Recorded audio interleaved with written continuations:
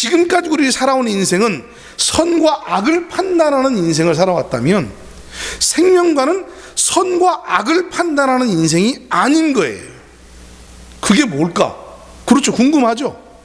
아니, 옳고 그름을 판단하지 않고 선악을 판단하지 않고 선악의 시비를 가리지 않고 사는 방법이 있다고요? 네, 그게 있어요. 그것을 예시하시고 우리에게 직접적으로 보여주신 분이 예수 그리스도이십니다. 그래서 예수 그리스도를 보시면 선과 악을 구분하는 그러한 사고방식을 가지고 사람을 대하고 계시질 않아요. 원수를 사랑하라. 오른뺨을 치거든 왼뺨을 돌려대라. 70번씩 7번이라도 용서해 주어라. 선악과의 시비를 가리는 삶을 살면 어떻게 이런 삶을 살 수 있겠느냐고요. 절대로 그런 삶을 살 수가 없어요. 범사에 감사하라. 어떻게 범사에 감사합니까? 선악의 시비를 가지고 있는 사람은요, 절대로 범사에 감사할 수가 없어요. 선악의 시비에서 어떻게 범사에 감사가 나옵니까? 그러나 생명의 판으로 옮겨가면 범사가 감사하게 돼요. 왜? 보는 눈이 다르니까, 보는 시각이 다르니까, 대하는 마음가짐이 다르고 그것을 취급하는 방식이 다르기 때문에 범사에 감사가 나오는 거예요. 항상 기뻐하라. 내가 다시 말하노니 항상 기뻐하라. 어떻게 선악과의 시비 가운데 있는 사람이 항상 기뻐할 수 있겠습니까? 기쁜 일을 만나야 기쁜 일인데, 근데 이 말씀이 생명 안에서는 다 이해가 된단 말이에요. 납득이 된단 말이에요. 왜? 다른 판 속이니까, 다른 판이니까. 인생을 살아가는 판단 기준이 선악이 아니니까.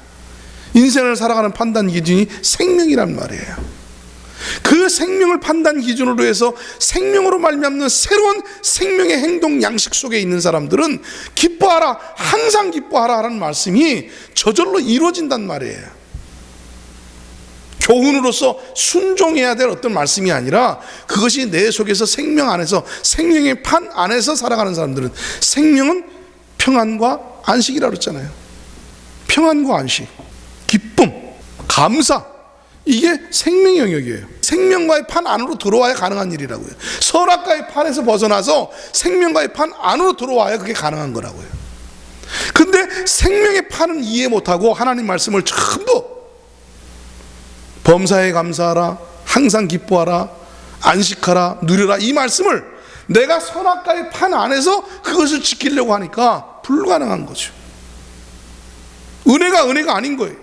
하나님은 은혜라고 하는데 나에게는 은혜가 안 돼. 하나님은 범사에 감사하라고 그러는데 감사가 안 돼. 항상 기뻐하라는데 항상 기쁨이 안 나와. 왜 그러겠어요?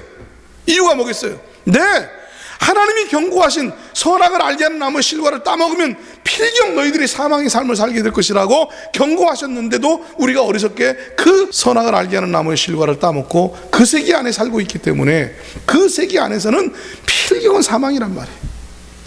온전히 기쁨이 안 나오죠. 감사가 안 나오죠.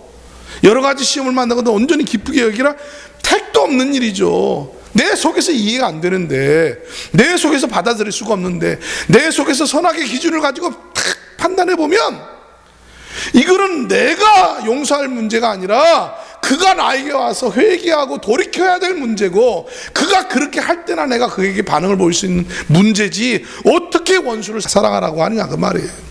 born again, 새롭게 태어나야 돼요.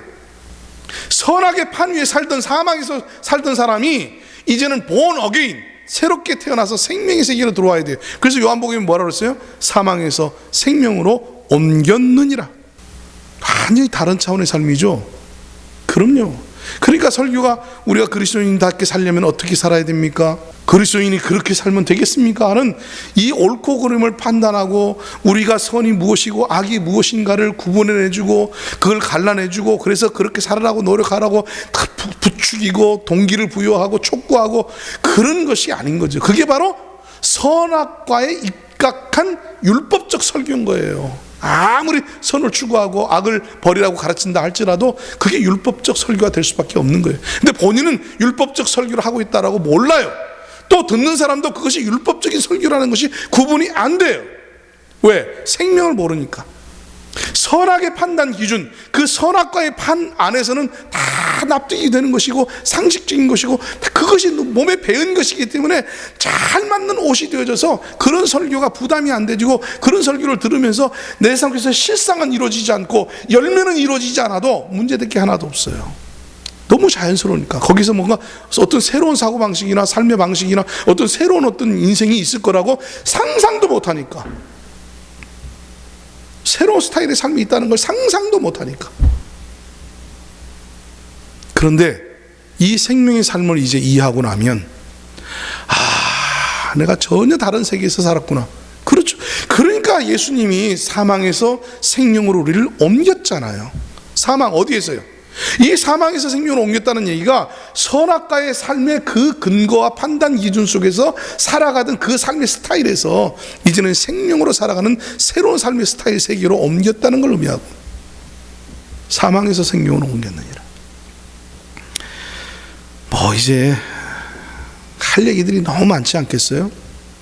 우리가 성경을 전혀 다른 관점에서 봐왔다는 것을 알게 되지면 새로운 관점에서 이제 성경을 풀어가고 새로운 관점에서 성경을 이해하는 데 있어서도 많은 시간이 필요하지 않겠습니까? 관심을 가지시고 이후에 진행되어지는 설교에 여러분들이 더 많은 관심을 가지시고 함께 하실 수 있기를 바랍니다. 아멘. 여러분, 하나님이 우리에게 제시하시는 삶은요, 선악의 기준 안에서의 삶하고는 완전히 다른 삶이라 깜짝깜짝 놀랍니다. 우리는 전혀 상상도 못했던, 생각도 못했던 삶의 스타일이기 때문에 우리가 이 삶의 스타일을 이해하는데 조금 시간이 걸릴 수도 있어요.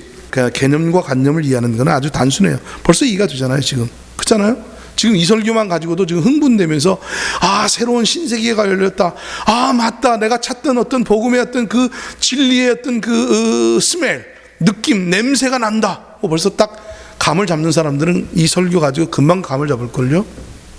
그리고 제가 말씀드리기 전에 벌써 많은 것들을 더 꽤 맞춰지고 연결이 되지고 흥분되어서 이해되어지고 그렇게 될걸요. 왜? 어려운 게 아니니까.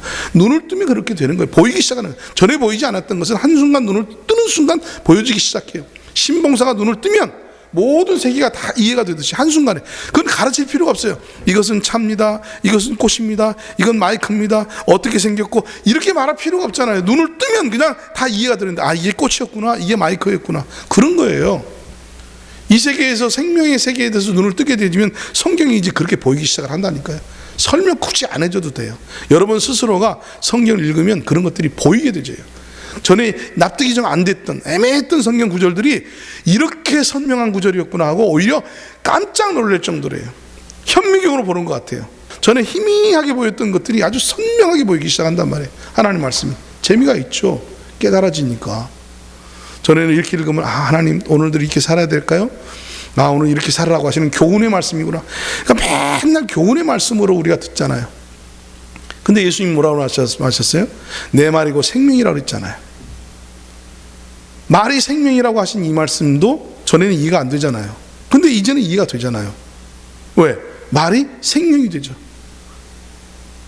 그것이 나의 어떤 삶을 이루어내는 영양제가 된다는 얘기죠. 양식이 된다는 얘기죠. 근데 전에는 우리가 이 사실을 깨닫지 못하면 선악과의 판 안에서는 하나님 말씀이 뭐가 되집니까? 짐이 되어지죠. 율법이 되어지죠. 오늘도 하나님 말씀을 통해서 책망받고 도전받고, 그래 이제는 그렇게 살지 말아야지, 이제는 새롭게 살아야지, 이런 의식을 가지며 사는 거 아닙니까? 그게 사망의 삶이에요. 기도하겠습니다. 하나님 아버지, 참 저희들이 사단에게 미혹된 것이 얼마나 억울하고 속상하고 화가 나는 일이 모릅니다.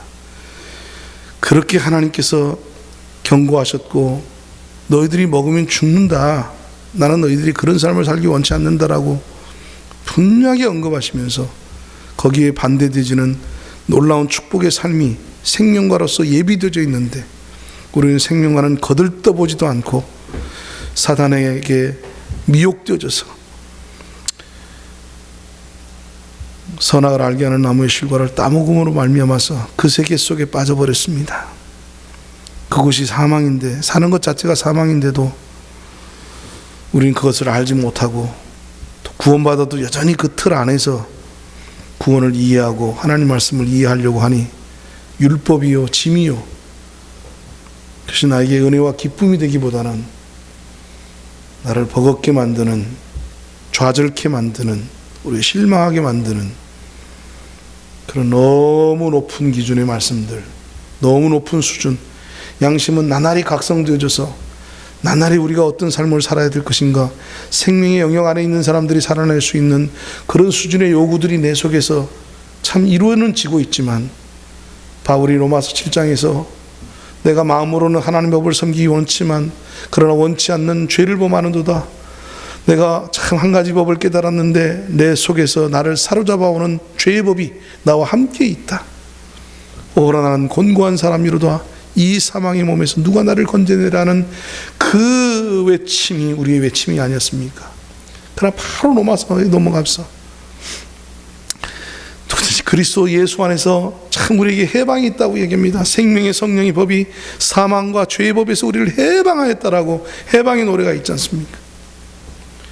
주님, 이렇게 성경은 분명히 가르치고 있는데 우리가 선악과의 그 관념 안에서 생명을 전부 율법으로 바꿔놨고 율법의 요구나 율법의 어떤 가르침으로 이해를 하고 받아들이니 선악과가 어떻게 생명과를 수용할 수 있겠습니까? 큰 생명과를 담기 어렵습니다. 오히려 깨지고 부서지고 더 고통을 받을 뿐이죠. 구원받은 것이 나에게는 오히려 더 고통이 됩니다. 구원받은 것이 오히려 나에게 더 짐스럽습니다. 구원받아서 늘 주일날 가서 하나님 말씀 듣는 것이 더 괴롭습니다. 또 죄를 범했구나, 그렇게 살기 원치 않는데 내가 또 싸웠구나, 또 육신이 발동됐구나, 이 자아를 어떻게 해야 내가 참 죽을 수 있을까, 깨뜨릴 수 있을까. 우리가 부흥회도 참석해보고 금식도 해보고 산기도도 가보지만 해결되지 않았지 않습니까? 그게 바로 판이 바뀌지 않았기 때문인데 우리는 그걸 몰랐지 않습니까? 선악과를 따먹고 이미 미혹되어져서 그 틀 안에서밖에는 사고할 수밖에 없으니 생명과의 세계를 이해할 수도 없고, 아니 상상도 할 수 없었고, 그것이 나와 무슨 차이가 있는지 알지도 못하는 그런 눈먼 소경이 아니었습니까? 눈뜬 소경이었죠. 겉으로 보인다고 하면서 정작 아무것도 못 보는 영적 소경 아닙니까? 주님, 우리의 영안을 열어주시옵소서. 게하시의 눈을 열어서 하나님이 군대를 바라보게 하셨던 것처럼 이제 우리의 영안을 열으셔서 선악과의 아버지 하나님 참 그 틀 안에서 보던 세계가 생명과의 세계에서 볼 수 있는 새로운 눈으로 하나님 열어주시기를 원합니다.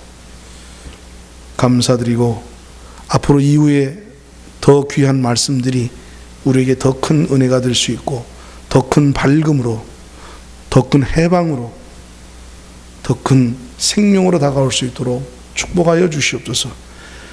감사드리며 예수님 이름으로 기도 올려